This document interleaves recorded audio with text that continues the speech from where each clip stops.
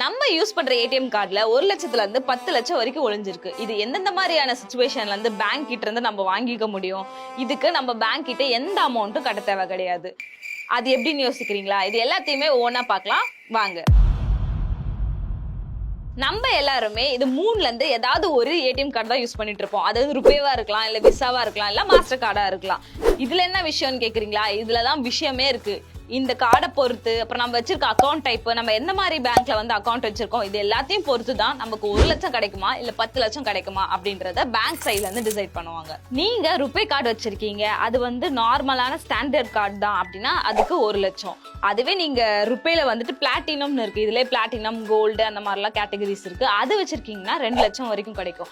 அதுவே நீங்க visa card வச்சிருக்கீங்க இல்ல மாஸ்டர் கார்டு வச்சிருக்கீங்க அப்படின்னா அது 2 லட்சத்துல இருந்து 10 லட்சம் வரைக்கும் கிடைக்கும். என்னோட கார்டு எந்த மாதிரியான கார்டு, அதை எப்படி நம்ம கண்டுபிடிக்கணும்னா நம்ம கார்டை பார்த்தாலே தெரிஞ்சிடும். இங்கே போட்டிருப்பாங்க இது மாஸ்டர் கார்டா இல்ல விசா கார்டா இல்ல ருபே கார்டா அப்படின்றத போட்டிருப்பாங்க. அது மட்டும் இல்லாம ஸ்டாண்டர்ட் கார்ட்ஸ்னா அதுல எதுவுமே பெருசா மென்ஷன் பண்ணிருக்க மாட்டாங்க. அதுவே வந்துட்டு ருபேலே வந்து பிளாட்டினம்னா இங்கே மென்ஷன் பண்ணிடுவாங்க. இந்த கார்டுல ஏதாவது ஒரு இடத்துல அது எந்த டைப் ஆஃப் கார்டு அப்படின்றது மென்ஷன் பண்ணிருப்பாங்க.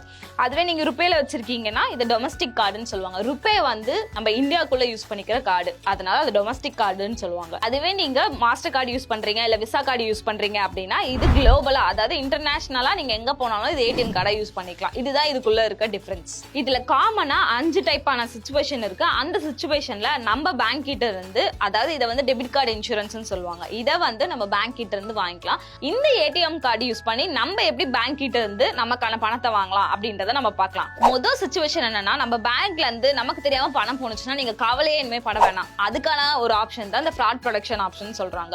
இன்கேஸ் உங்க ஏடிஎம் கார்டை வந்துட்டு யாராவது திருடிக்கிட்டாங்க, இல்ல நீங்க தொலைச்சிட்டீங்க, இல்ல வந்துட்டு உங்க கார்டுல இருக்க டீடைல்ஸ்லாம் வந்து க்ளோன் பண்ணிட்டாங்க அப்படின்னு உங்களுக்கு தெரிஞ்சிச்சு அப்படின்னா நீங்க உடனே கஸ்டமர் கேருக்கு கால் பண்ணி இந்த மாதிரி, அதாவது 24 மணி நேரத்துல இருந்து 48 மணி நேரத்துக்குள்ள நீங்க கால் பண்ணி இன்ஃபார்ம் பண்ணிடணும். இந்த மாதிரி என்னோட கார்டு தொலைஞ்சு போயிடுச்சு, அதோட சேர்த்து என்னோட பணமும் காணாம போயிடுச்சு. காணாம போனுச்சுன்னா நீங்க அதை சொல்லணும். காணாம போகல அப்படின்னா நீங்க பிளாக் பண்ணிட்டு விட்டுலாம். இன்கேஸ் காணாம போயிடுச்சு அப்படின்னா எவ்வளவு அமௌண்ட் போனுச்சு, எப்ப தொலைச்சிங்க அப்படின்ற இன்ஃபர்மேஷன் கொடுத்துட்டீங்கன்னா அந்த கார்டை பிளாக் பண்ணிட்டு நம்ம அமௌண்ட் எவ்வளவு போனுச்சோ அதை நமக்கு ரிட்டர்ன் தந்துருவாங்க. இப்போ 10,000 ரூபாய் எனக்கே தெரியாம யாராவது எடுத்துக்கிட்டாங்க அப்படின்னா அந்த அமௌண்ட் வந்து பேங்கே நமக்கு ரிட்டர்ன் தந்துருவாங்க. அது 1000 ரூபாவா இருந்தாலும் சரி, எவ்வளவு பெரிய அமௌண்ட் இருந்தாலும் சரி.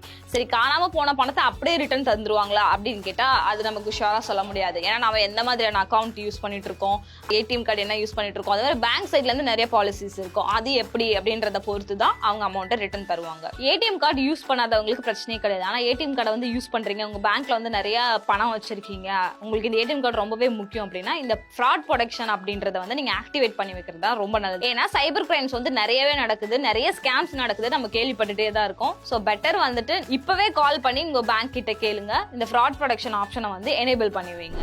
செகண்ட் ஆப்ஷன் என்னன்னு பாத்துட்டீங்கன்னா பர்ச்சேஸ் ப்ரொடெக்ஷன் தான். இப்போ இந்த ஏடிஎம் கார்டை யூஸ் பண்ணி நம்ம ஏதாவது போன் வாங்குறோம், லேப்டாப் வாங்குறோம், ஏதாவது வாங்குறோம், அதுக்கு வந்துட்டு 30 நாள்ல இருந்து 90 நாளைக்குள்ள, அதாவது இப்ப நான் வாங்குறேன்னா 1 மாசத்துல இருந்து 3 மாசத்துக்குள்ள அந்த போன் வந்து தொலைஞ்சு போச்சுனால உடஞ்சு போச்சுன்னா அதை நம்ம ரெக்கவர் பண்ணிக்கலாம்.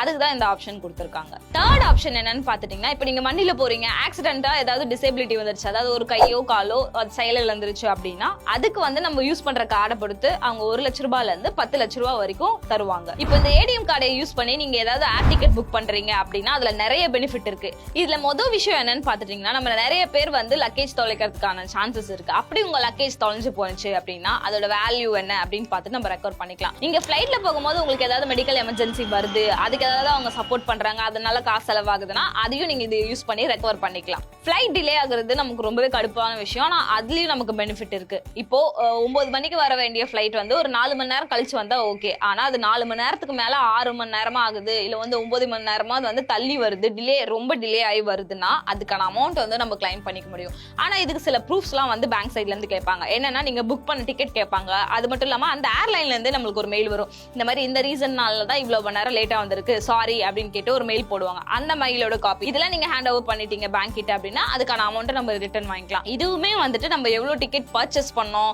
அப்புறம் நம்ம டிரான்சாக்ஷன் எல்லாம் எப்படி இருக்கு இதெல்லாம் பொறுத்து. அதே மாதிரி பேங்க்குன்னு தனித்தனி பாலிசி இருக்கும், ஒவ்வொரு பேங்க்குக்கும் ஒவ்வொரு பாலிசி இருக்கும், அதை பொறுத்து தான் நமக்கு ரிட்டர்ன் தருவாங்க. கடைசியா நம்ம பார்க்க போறது ஆக்சிடென்டல் டெத். அதாவது ஆக்சிடென்ட் ஆயிட்டு இந்த கார்டு ஹோல்டர் வந்து இறந்துட்டாங்க அப்படின்னா அவங்களுக்கு வந்துட்டு 1 லட்சத்துல இருந்து 10 லட்சம் வரைக்கும் தருவாங்க. அதுவும் பேஸ்ட் ஆன் கார்டு, பேங்க், அப்புறம் நம்ம எந்த வகையான அக்கௌண்ட் டைப் யூஸ் பண்ணிட்டு இருக்கோம், அப்புறம் பேங்கோட பாலிசிஸ், இது எல்லாத்தையும் சேர்த்து தான் தருவாங்க. இதுக்கு ஒரு ரூல் இருக்கு. அது என்னன்னா இந்த கார்டு ஹோல்டர் வந்துட்டு இறக்குறதுக்கு 30ல இருந்து 45 நாளுக்குள்ள இந்த கார்டை எங்கேயாவது யூஸ் பண்ணிருக்கணும்.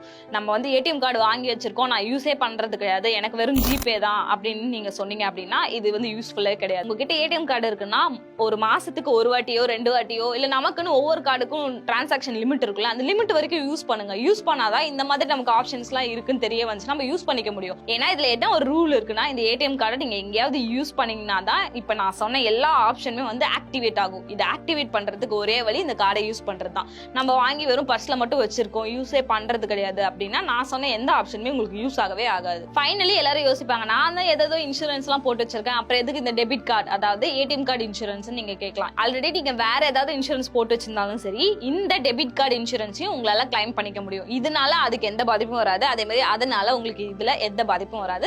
ரெண்டையுமே நீங்க கிளைம் பண்ணிக்கலாம். நிறைய பேருக்கு ஏடிஎம் கார்டு அதாவது டெபிட் கார்டு இன்சூரன்ஸ்னு ஒண்ணு இருக்கு அப்படின்னு நிறைய பேருக்கு தெரியவே தெரியாது. படிச்சதுக்கு அப்புறமா தான் நானும் தெரிஞ்சுக்கிட்டேன். சோ நீங்களும் தெரிஞ்சுக்கோங்க.